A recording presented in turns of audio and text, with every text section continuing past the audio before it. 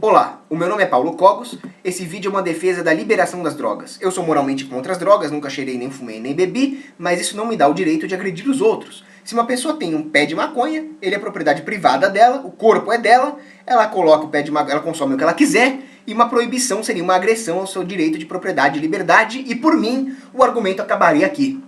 Ludwig von Mises nos alertou para o perigo de dar para o Estado o poder de controlar o que as pessoas podem ou não consumir. Isso geraria uma escalada da repressão. Ele poderia proibir álcool, hambúrgueres ou qualquer coisa que não fosse uma ração pré-definida pelo Estado, ou te obrigar a fazer exercício físico em frente a uma teletela do livro 1984. Lew Rockwell faz uma brilhante analogia com o divórcio, que é imoral, que causa muito mais dano para as famílias do que as drogas, mas uma lei que proibisse o divórcio seria desastrosa. O Estado poderia interferir na vida privada como nunca antes, vigiando baladas, festas, exigindo certificado de casamento para entrar no motel. E é o que acontece na guerra contra as drogas, que está corroendo as nossas liberdades e a nossa privacidade financeira, se intrometendo na nossa vida privada, invadindo barraco e favela, invadindo nossos carros. Vejam as metanfetaminas, era um remédio como outro qualquer, foi proibido. O Estado começou a regular as farmácias. Os remédios ficam para trás dos balcões, o que prejudica o idoso, regula o estoque das farmácias, o que aumenta o preço, prejudicando o pobre, proíbe ingredientes para remédio da gripe e até rastreamento eletrônico dos clientes que compram remédio para gripe. Economia da proibição. Prostituição, agiotagem, jogo do bicho, narcóticos, sindicatos, o que todos eles têm em comum? Além de serem antros de violência, eles são proibidos ou fortemente regulamentados pelo Estado. Não acontece isso no mercado de queijo, mas se o queijo fosse proibido, só foras da lei estariam nesse mercado. Exemplo histórico. De 1919 até 1933, nos Estados Unidos, vigorou a lei seca, proibição do álcool. Os comerciantes honestos saíram do setor e ficou gente como Al Capone, que mandou metralhar o seu concorrente Bugs Moran em 1929 no famoso massacre de St. Valentine. Hoje isso é impensável. Ninguém imagina o CEO da Heineken mandando metralhar o CEO da Budweiser. Hoje o álcool é liberado. E para vocês verem, o Al Capone não foi preso por isso. Ele foi preso por sonegar imposto. Dá para ver qual é o interesse do Estado nisso. Como que os piores ficam no negócio? O Estado proíbe, aumentam-se os riscos, as barreiras à entrada, a oferta cai e o preço dispara. Menos ofertantes. As margens de lucro disparam, a margem da cocaína, por exemplo, é de 17.000%. E ficam as pessoas mais propensas ao crime, à ilegalidade, as pessoas mais capazes de sobreviver no submundo do crime por serem mais inescrupulosas. Não podendo recorrer a meios lícitos de resolução de conflito como os tribunais, elas recorrem à violência e acontece uma militarização da indústria proibida. E aí nós vemos as guerras no México, no Rio de Janeiro. As pessoas dizem que isso acontece porque o Estado é muito ausente. Não. Isso acontece porque o Estado é muito presente, ele está lá proibindo a droga.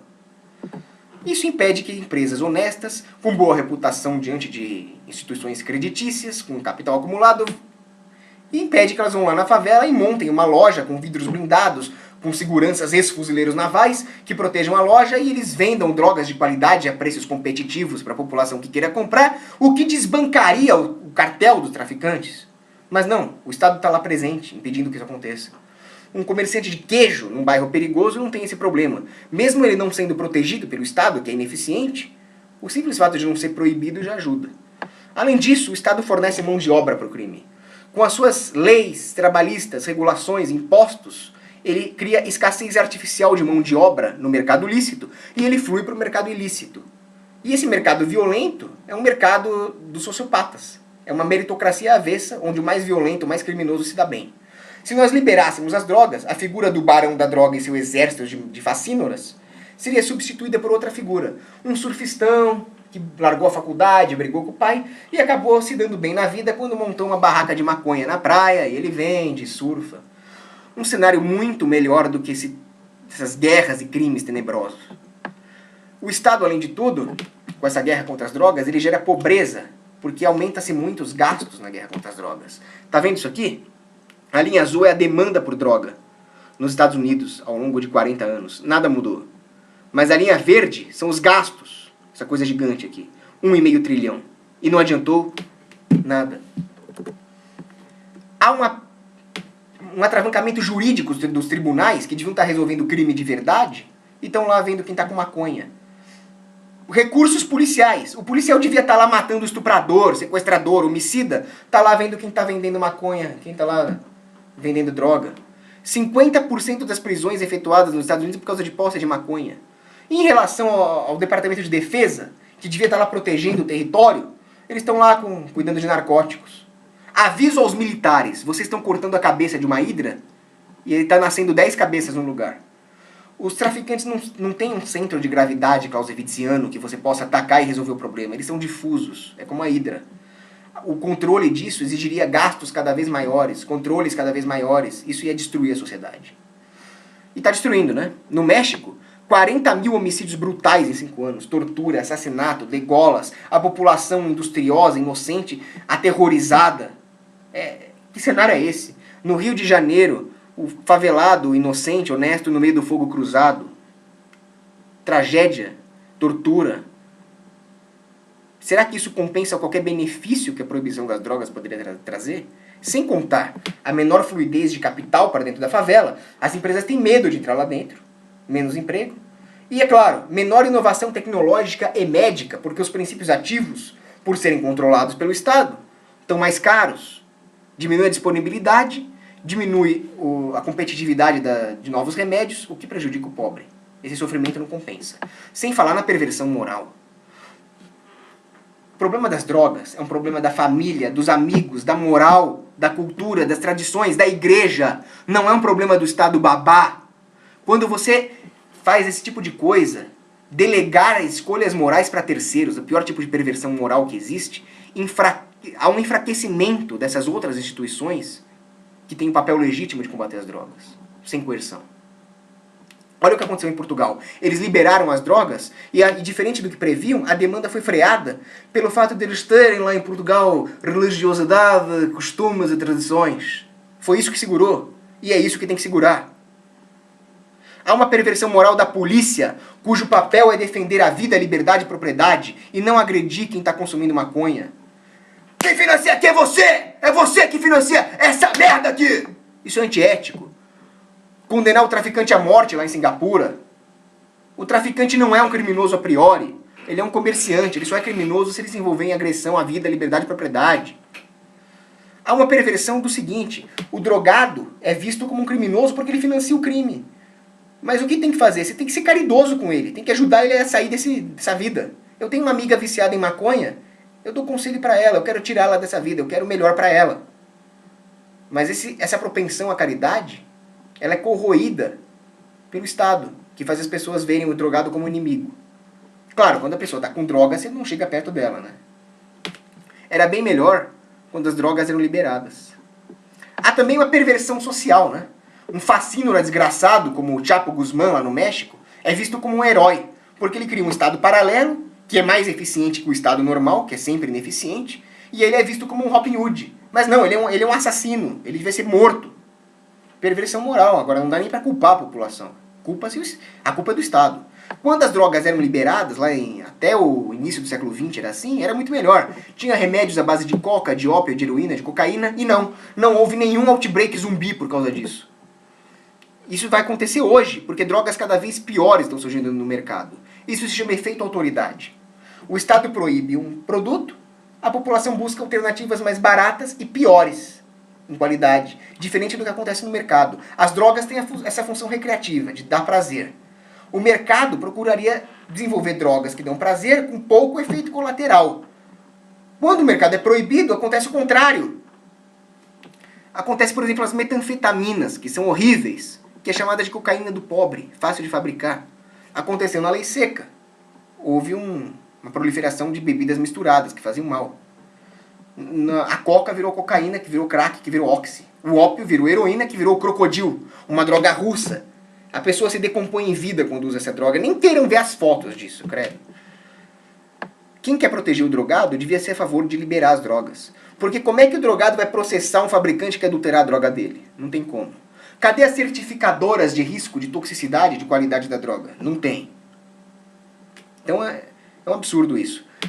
Droga faz mal. Chocolate, álcool, comida, videogame, sexo, exercício físico, trabalho, tudo isso pode fazer mal em excesso e vicia. Abuso de medicamentos vicia e mata. Keynes. É uma droga, faz mal, e eu não sou a favor de proibir, porque eu sou a favor da liberdade de expressão. Outros dizem que as drogas vão nos contaminar, porque as empresas vão colocar droga na comida para gerar mais mercado para isso, com os viciados. Ridículo! As empresas têm uma reputação a zelar. Se elas fizerem isso, elas estão fora do mercado e podem até ser condenadas à morte por fazer isso. O traficante não tem esse problema. Mesmo porque, com a margem de lucro muito alta dos traficantes, eles têm a questão do retorno do cliente marginal. Eles não têm escrúpulos em arregimentar mais clientes, matando o concorrente ou contaminando crianças, porque o retorno é muito alto e o custo marginal de se eliminar um concorrente é muito baixo. É só mandar matar e não pega nada. Num livre mercado as empresas não vão poder fazer isso. Por falar em criança, vai poder vender droga para criança? Não. Eu até provoco os libertários nisso. Não. Vai ser proibido vender drogas para as crianças, assim como pedofilia vai ser proibido. Faça uma analogia com a prostituição. Quando a prostituição era liberada, tinha lá os bordéis chiques, os magnatas iam, não tinha problema nenhum, mas o fantasma horrendo e tenebroso da prostituição infantil só foi acontecer com a proibição ou forte regulamentação da prostituição. Faça uma analogia com as drogas e você vai ver onde as crianças estão mais protegidas. Outros vão argumentar que vai ter um outbreak zumbi, o preço vai cair, a demanda vai aumentar. Sim, o preço vai cair, a demanda vai aumentar. Mas vai haver menor demanda por essas drogas pesadíssimas. Além disso, vai ter menos propensão a roubar a família para comprar droga e vai desaparecer por completo a questão da dívida com o tráfico. E o Rockwell disse que tem 4 categorias de pessoas. As que nunca usam drogas, sem problemas. As que usam drogas muito de vez em quando, sem problemas. As que usam drogas e estão abusando e correm o risco de ficar viciadas. Isso é um problema, como eu já falei, das instituições informais. E a quarta é o pessoal que usa crocodilo. Esses vão morrer e não há nada que nós possamos fazer em relação a isso. Aí tem a posição política da direita, que quer matar viciados e traficantes. Eu não vou nem comentar, isso é antiético, isso é crime. E tem a posição da esquerda, que também defende um crime, que é subsidiar o vício. Eles acham que tem que ter tratamento público para drogado. Isso é ridículo, não tem. Eles querem pegar o dinheiro de famílias responsáveis que souberam educar os filhos para subsidiar o vício, aumentando o problema, com dinheiro roubado. Sem comentários para a esquerda. Bom, vai sobrecarregar a saúde pública. Primeiro que não devia ter saúde pública, a saúde devia ser privada. Ela é um bem econômico.